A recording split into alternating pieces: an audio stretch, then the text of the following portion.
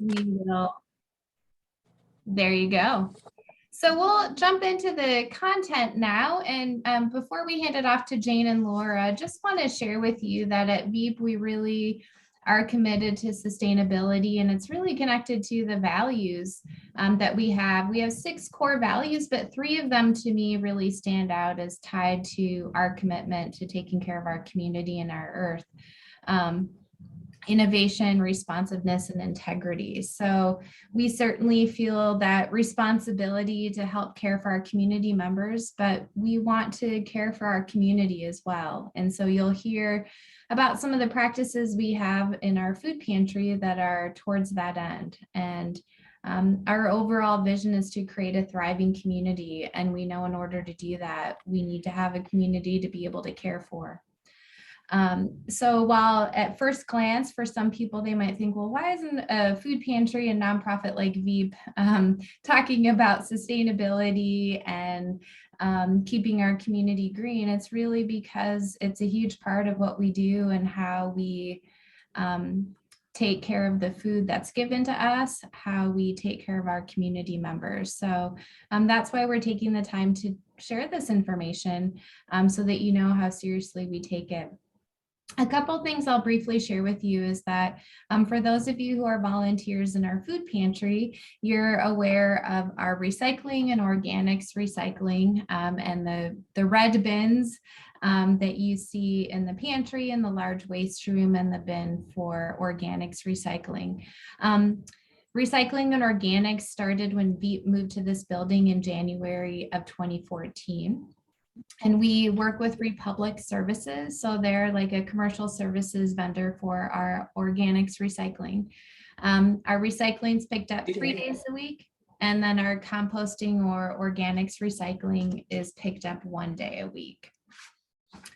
The organic waste that's dumped into that bin is recycled through composting. So you'll hear more about this from Laura and Jane, but basically, it's a process of turning yard and food waste into nutrient-rich soil amendment. And then the compost that Republic Services creates is marketed and sold to a variety of places like landscapers, golf courses, farmers, residential customers. So that's just briefly our commitment to organics recycling. You'll hear more about the benefits of why that's so important from Jane and Laura. So I'm going to hand it off to them. They'll share a bit with you about the Bloomington program. We'll have a pause for questions. And then Paul and Nathan will share a bit with you again about food waste, food supply, food processes here at VEAP. So Jane and Laura, take it away. Yes, thank you. Hi, everyone. Thanks for having us. We really appreciate the opportunity to share more about organics recycling and then Bloomington's program with VEAP's volunteers. So we already did some introductions, but again, I'm Jane Pizer, Minnesota Green Corps member. It's a really great program that kind of offers a service term for us to work with a city or a nonprofit and do sustainability work. And there's different focus areas, and mine is waste reduction. So I'm helping out with the new curbside organics program. It's one of my main project areas. And Laura, you want to do a little bit about yourself? Sure. Yeah. Just again, thanks for having us today. We're really, we really appreciate the opportunity to share more information with you all about Bloomington's program because it is a new program.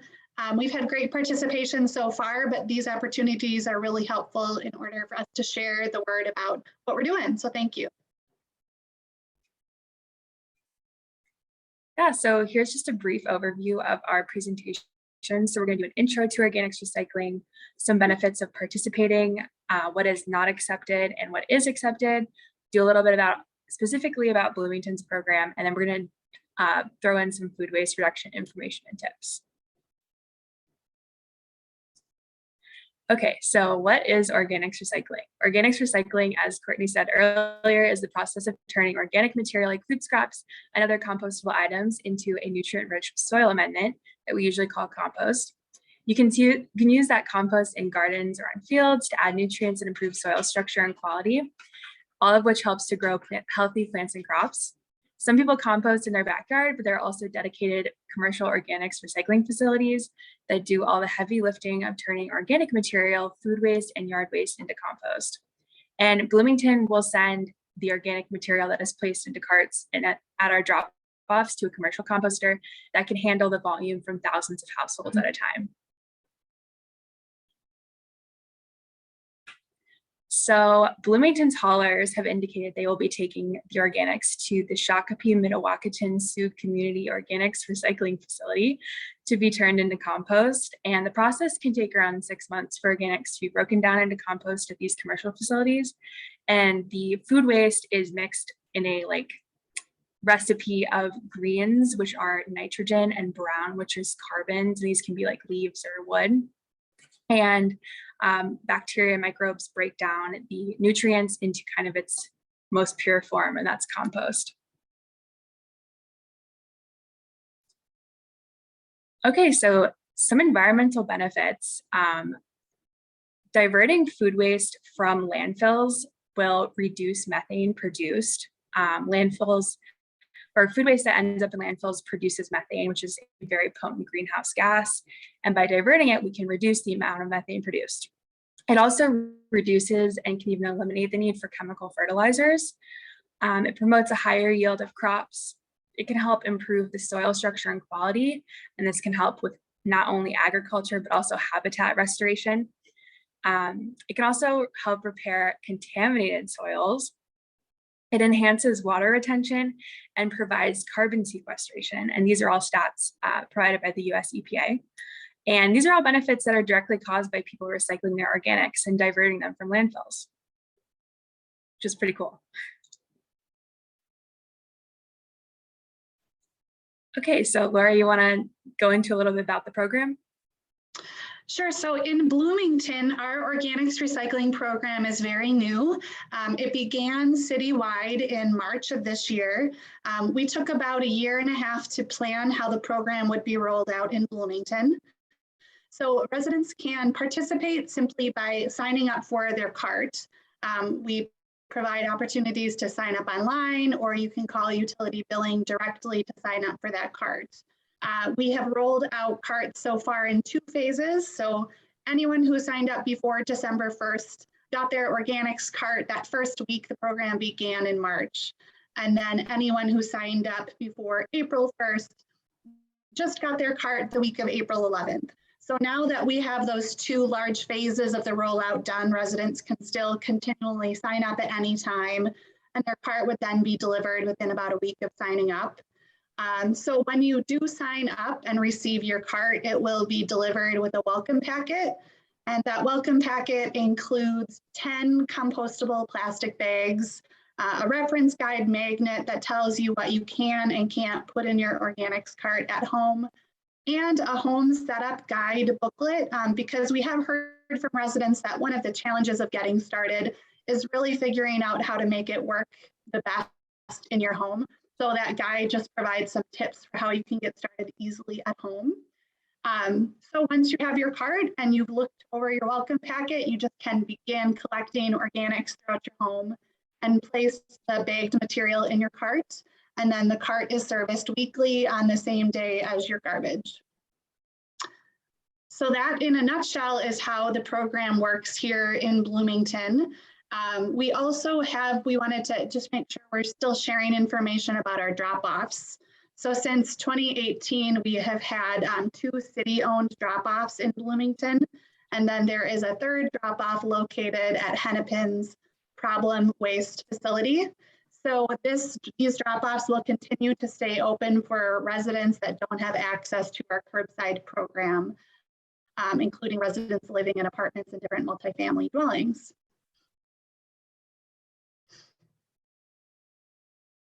Okay, so the most commonly asked questions we get are what's accepted and what's not. And the simple rule of thumb is if it grows, it goes. Any and all food waste can go in, even if it's moldy. You can include things like meat, bones, and even dairy. These sorts of items should not be going in a backyard composter, but the commercial compost facilities get hot enough to break these down. You can also include paper and cardboard that isn't recyclable. So this is like egg cartons, greasy pizza boxes, and low-grade paper.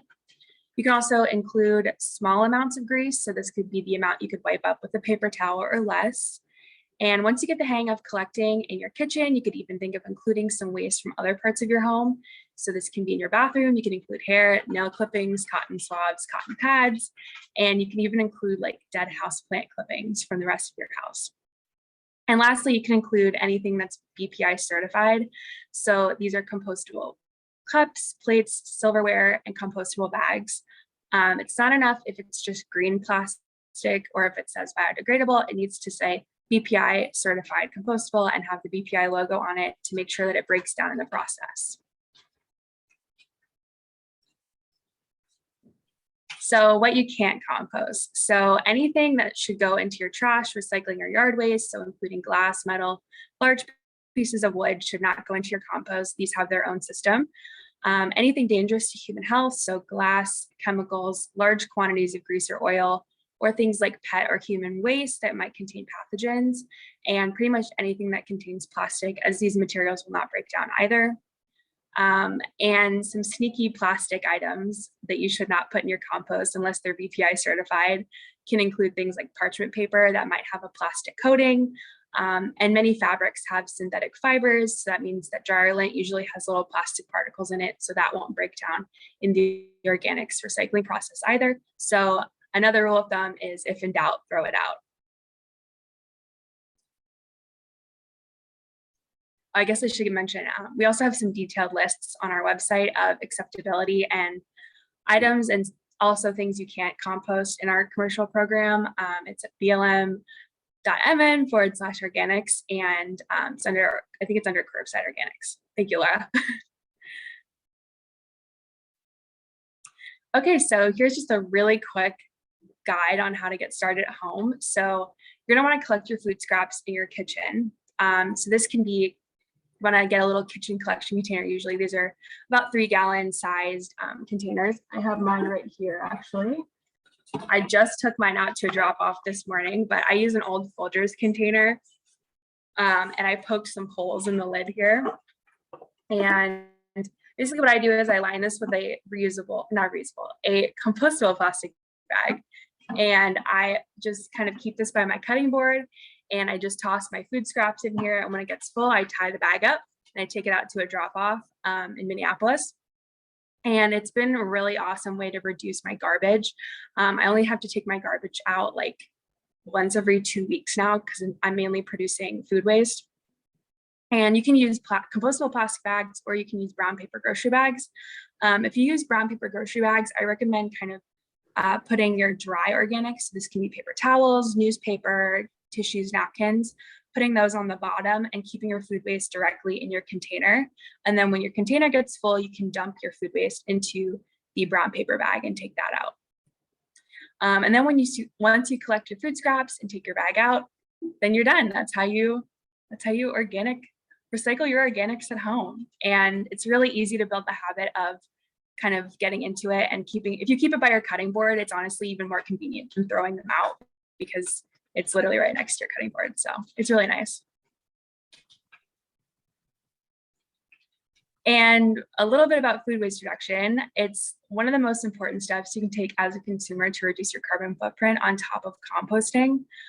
This has a huge impact as an individual on the waste stream.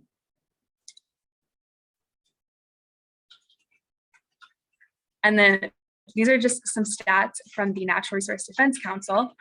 They also have a great resource called savethefood.com.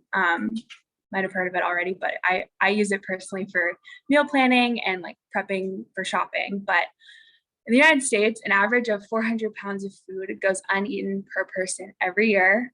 Growing, processing, transporting, and disposing of all that uneaten food has an annual cost of around $218 billion. And this costs a household of 4 an average of $1,800 annually. Wasting this much food is equivalent to 37 million passenger vehicles worth of greenhouse gas emissions, which is roughly 2.6% of all US gas emissions annually. It wastes water, fertilizer, and croplands, and 21% of US landfill content, and the #1 contributor by weight are organic material. So this is why it's so important to be conscious about food choices and composting food scraps. And organizations like VEAP who participate in food rescue help get food out to people and help divert that material from the waste stream.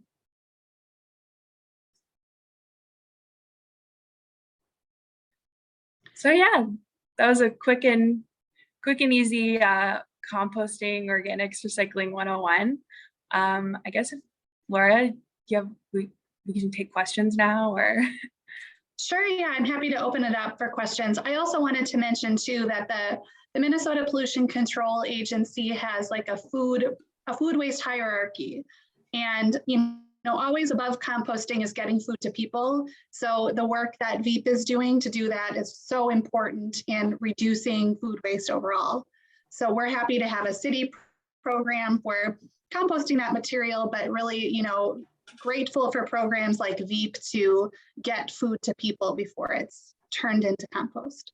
So why don't we open it up to questions? And to kick us off, there's a question that came in on the chat that I'll read. It says, I live in a 47-unit townhouse complex. Each home has its own trash and recycling bin, but we weren't able to receive organics receptacles. Will that open up to us shortly? Sure, that's a great program. So the city's garbage and recycling program, we contract for service for single family homes. There are some townhomes that have chosen to opt into our contracted service, but most townhomes still choose to have their own private service. So it sounds like your townhome has a private hauler for garbage and recycling collection. And there are a lot of great resources that we can help you with to work with your townhome to try and add organics recycling service through that private hauler. Hennepin County has, I think, 2 different grants available. And one of the grants, I think, could actually pay for the first 6 months of collection at the townhome to help everyone get started and see the benefits of that. And they have some staff that could come out and set up a meeting with the townhome property manager and or residents to talk more about getting started with organics. So I'm happy to connect with you offline to share more information about that. And then in the meantime, if you wanted to get started, you always could use the drop-offs that the city has open right now too. Nice, thank you. There's another question in the chat. Where can I find compostable bags if I don't want to use brown paper bags for wet stuff? Yeah, I can answer this one. So we did a ton of research on where to find compostable plastic bags, and we found that most grocery stores, hardware stores, and like online, like Amazon, for example, you can also order them from Target or Walmart, or get them in stores. So any grocery store, Target, Walmart, hardware stores will have kind of a variety of brands and sizes for you to choose from. I usually buy the 3-gallon size for my kitchen collection container, but they also come in like 13-gallon for like a bigger kitchen container if you produce a lot of organic material. And yeah, they work really nicely. Thank you. Please. I was just going to add that I think we have actually a list of specific stores in Bloomington on our website as well. So all the different hardware stores that have them and grocery stores. We are also working on a voucher that will be mailed out to all participating residents in the curbside program to pick up a free box of 130 compostable plastic bags. So we will be mailing that out to everyone within the next month or so. So look for that in the mail and maybe just buy a smaller supply for the time being. Awesome, thank you.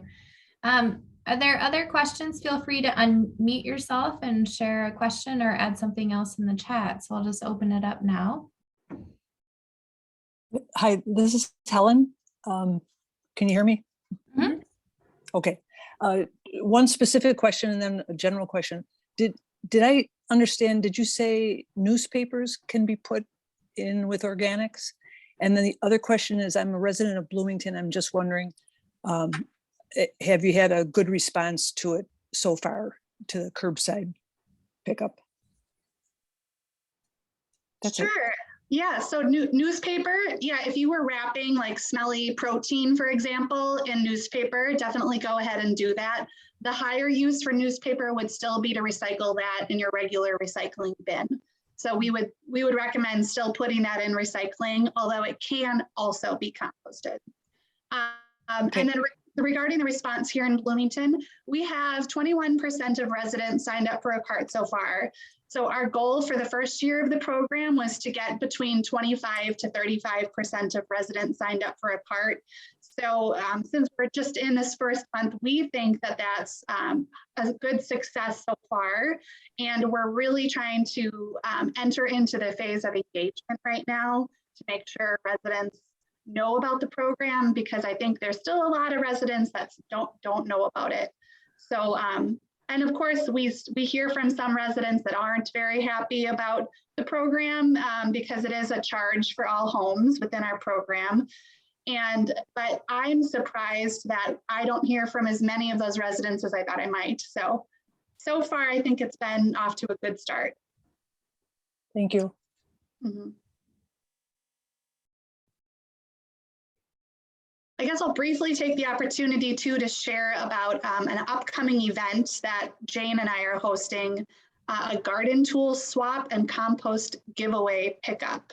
That'll be on May 21st at Moyer Park. I'll put the information in the chat, but the garden tool swap piece of it will just be an opportunity for residents to maybe get rid of some of those tools that have been lying around in your garden shed that you don't use, and to pick up some new ones, or even just come and pick up items if you aren't dropping anything off. We want to be really promoting reuse. And then residents will also be able to pick up to 3 bags of finished compost. So people can really see the benefit of participating in our curbside program and understand the value of that finished product. So again, we'll post that info in the chat. Great. Any other questions for Jane and Laura?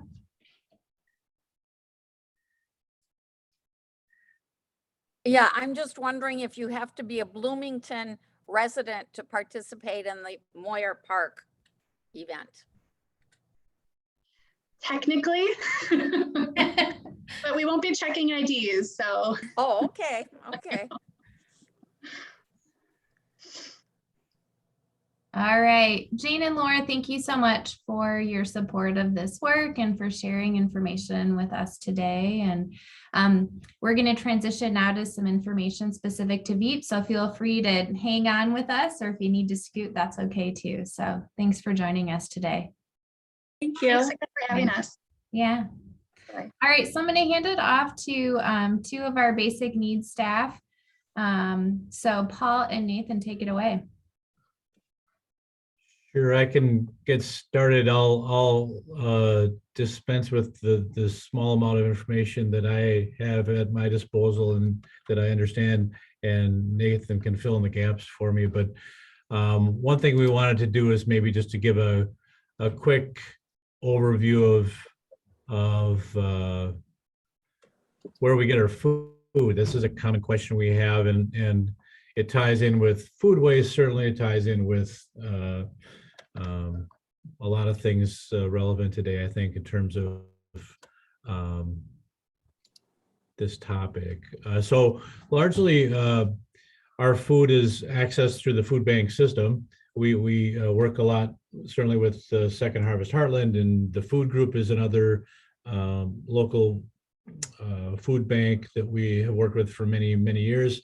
They also are the food group is also the place where we would access the USDA products shown in the green slice at 16% of our total supply.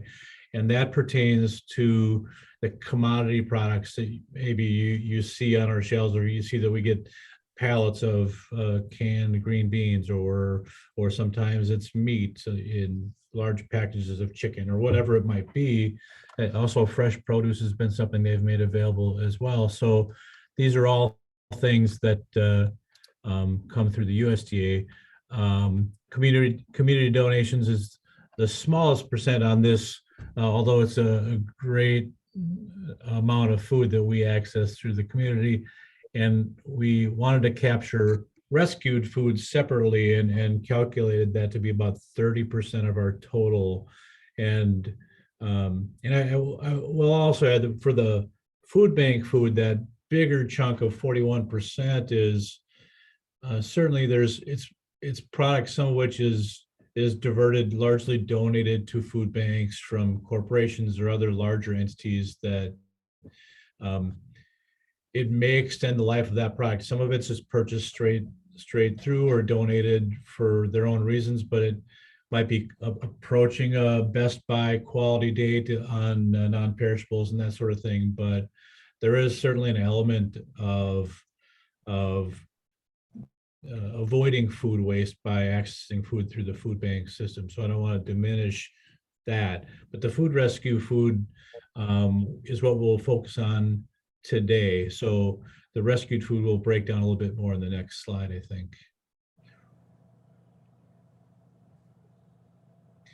And in just a moment to kind of back up and say, hey, what does it mean to rescue food? It's a great expression, but mostly it's the practice of gleaning that edible food and finding a place for it to go so that it doesn't become food waste, right? So we're looking for ways to divert that. If it's fresh foods, as everyone that works in the back and sorts through this product, we sometimes have a pretty small window for either saving the product because it leads to waste or getting to people that can use it. So the sorting and the work we do to get through that and get into the shopping carts of folks that get food here or loading it into their cars is really a huge step to putting that to use and getting it in the hands of people that can really use it and benefit from it. We get daily deliveries. We get multiple deliveries every day. Some of those things are things we just order. Hey, we need eggs, or we need milk, or we need these products. Certainly a lot of fresh produce, but we also, of what we get from them in those daily deliveries, a lot of it is the food rescue product. So we get not just the ordered product every day, we get food rescue deliveries every day, Monday through Friday. And basically we're on the program where they will send out their truck driver fleet to go to routed grocery stores that partner with Second Harvest Heartland. Typically they're larger chains like Cub or those sorts of stores where there's a broader agreement with Feeding America, which is a more national hunger relief organization that Second Harvest Heartland is associated with.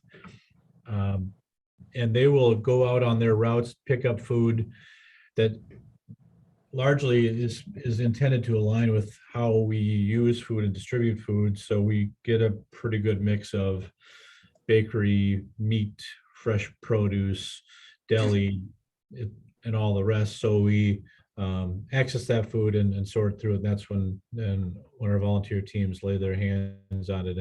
And obviously we do throw some away right away, but most of it goes out to the folks that are going to be shopping for that food for the people that come here to VEAP.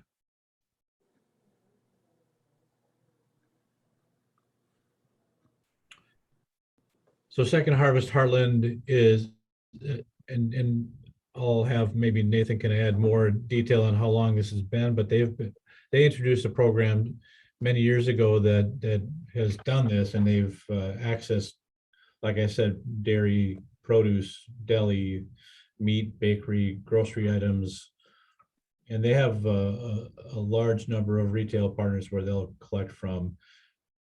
We have volunteers that also pick up daily from a local store, the Lake Winds Co-op in Richfield. We've picked up at Fresh Time in the past and all the rest. But again, largely the stores in our area are associated with or connected with Feeding America, which means having Second Harvest drivers pick up is more efficient for us based on the volume that we distribute. Nathan, do you remember how long we've been, Second Harvest has been doing the food rescue program, and more about that if you have it? Well, I've been at VEAP 15 years now, and it just happened just as I started. Second Harvest was starting up the food rescue program. And so over these 15 years, we've gone from 0% of our food being food rescue to 30% of everything we distribute is food rescue. So Second Harvest has been a tremendous partner with that. And over the years, more and more grocery stores have chosen to participate.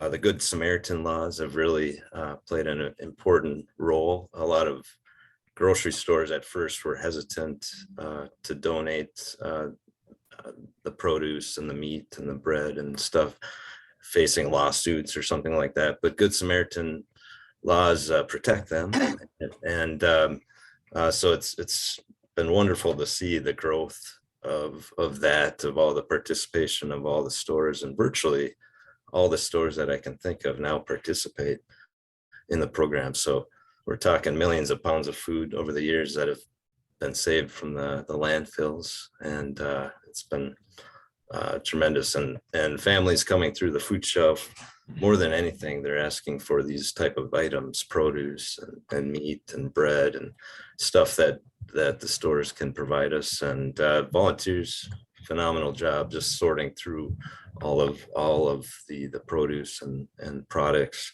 It takes a lot of labor, but it's just amazing to see all of our teams of volunteers working through these items and getting them on the shelf for people that really need them and appreciate them.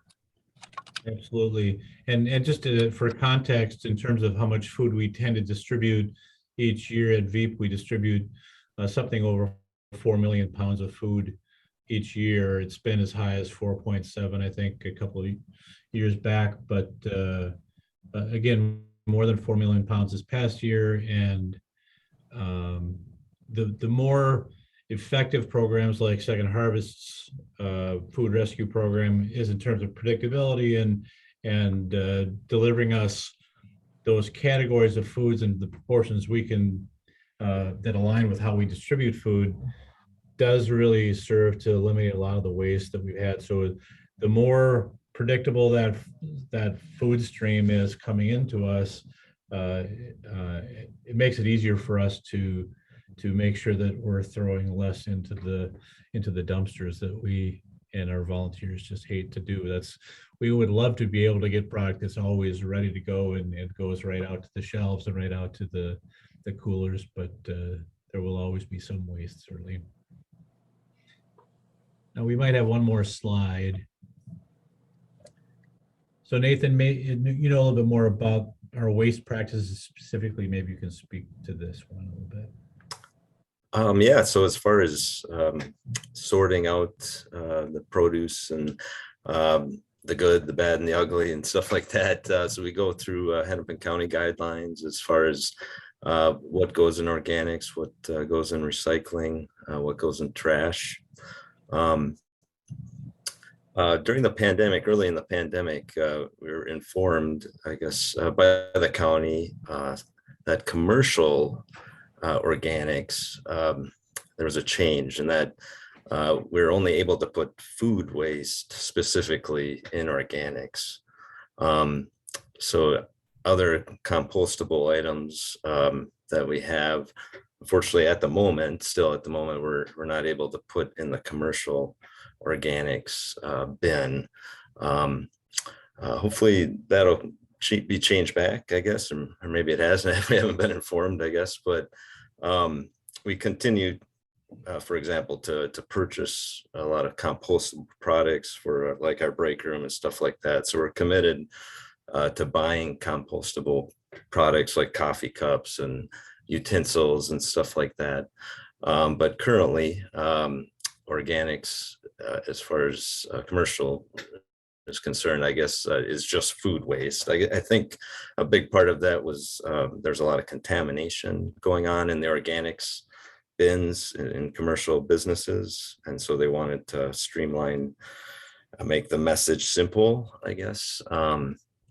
But we are definitely ready to go back to all compostable items in the organics bin, because we were doing it for years and volunteers are phenomenal at separating that. So we'll see what happens with that. But so yeah, with the sorting categories, like Courtney mentioned, we have a color coded system. Red barrels, we do food waste, compost items, recycling blue barrels, cardboard. We actually partner with International Paper, and we have a big baler in our warehouse that we bale all the cardboard. And we go through a lot of cardboard. We make 1 to 2 bales a day. Each bale weighs 800 to 900 pounds of cardboard. And so International comes every 2 weeks and picks up all these pallets of cardboard. And we actually get a little bit of money from that. So that's a nice partnership. And then trash is just your green barrels, and trash comes 3 days a week here at VEAP. We partner with Republic there with trash pickup. And I think we mentioned earlier, recycling comes 3 days a week, and organics is once a week. One challenge we've run into too during the pandemic is soft plastic, and maybe someone has a thought on that. We currently have to put the soft plastic in trash. So soft plastic would be a lot like shrink wrap, plastic bags, bubble wrap, those types of things. We haven't been able to find a place that takes the volume that we have created. So currently it is going into trash. For many years, we were sending it to a nonprofit agency that would sort it out, and then they'd make it into vinyl products like decking. But unfortunately, it wasn't economical for them to do that anymore. And then for a while, we were taking it to the recycling center across 35W there, and unfortunately, they're not able to take it either. So if anyone has any thoughts on soft plastic, that would be tremendous. That would help us reduce trash even further. The recycling center does take the soft plastic, as you know, Nathan. When Tom and Joanne Wara or I are working there, we bring the soft plastic and we bring it right to the recycle center. Yeah. So, maybe Definitely. you can open that up to, mention that to other volunteers there, that at the end of their shift, if they, have time, they can drop it off like we do. Yeah, more subtly. Yeah, exactly. It's a great approach. Yeah, we were for a while bringing over van loads, and they just said it's costing us too much. But if individual volunteers bring a bag or two over there every once in a while, or bring it to Cub or whatever, that could work.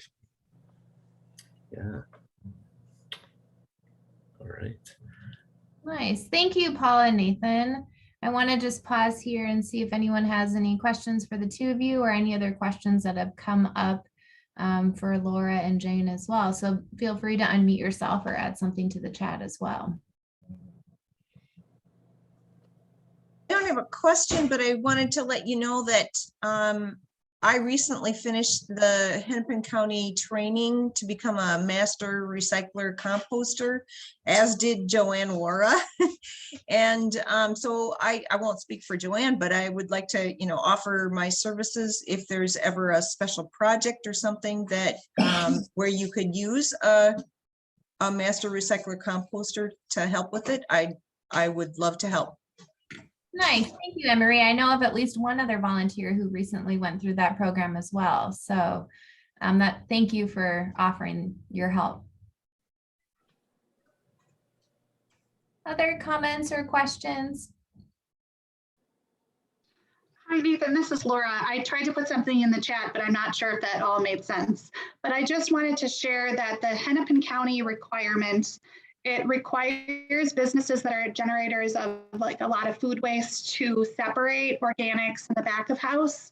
And the requirement at a minimum is for food waste only. However, that doesn't mean that you can't expand upon that and also collect food soiled paper or other certified compostable products. And I think that's probably confusing in how they communicate that out, but the minimum requirement is food waste only. And as you mentioned, that's because it can get hard for people. And that's also why the requirement is not that businesses need to collect it in the front of house, because it can get very contaminated. However, again, if VEAP wanted to do that, you certainly could do that. The ordinance doesn't say that you can't do it. So hopefully that's helpful. That's good to know. Yeah, Sherry, our facility manager, kind of works closely with Republic. I guess I don't know if it was Republic specifically or Holler that has decided that differently than the county, I guess. But yeah, maybe revisiting that. Yeah, and maybe just go ahead, like you said, and just start doing it again. And if Republic has a problem with it, I guess that's how it goes. But yeah, makes sense. Thank you. Any other questions?